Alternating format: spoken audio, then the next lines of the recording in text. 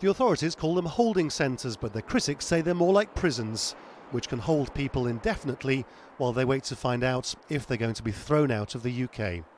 So the fact that a committee of politicians from all three major parties has acknowledged that there is a problem does mean something. I think the problem with the system at the moment is that it is completely ineffective, and we hold people for far too long, and we hold people who are extremely vulnerable in detention, and their anxiety levels rise and rise and rise, and it causes enormous distress. And if you have a culture of disbelief and a lot of very, very distressed people, it's inevitable you're going to get mistreatment of people on the ground, and it's not good enough. Michael was born in Ghana but grew up, went to school in Britain. Yet still they tried to deport him. He spent 3 years in detention.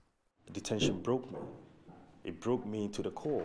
I mean, the uncertainty, I cannot, unless you've been and lived through it, the uncertainty is unimaginable. I mean, I went through stages where I thought, you know, I've had enough.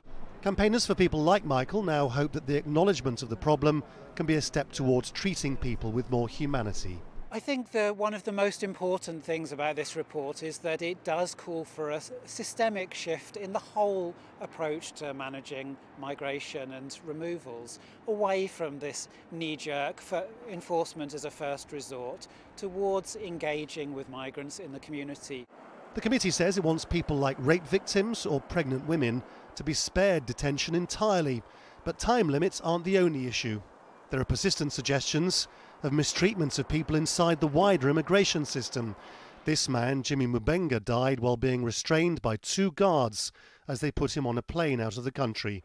Abusive, racist texts were discovered on the phones of the guards.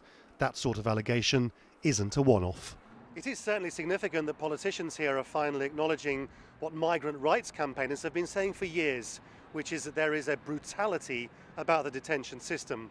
The less good news, perhaps, is that national elections are just 2 months away, and it is genuinely difficult to imagine any of the mainstream party leaders thinking that there are votes to be won in better rights for immigrants.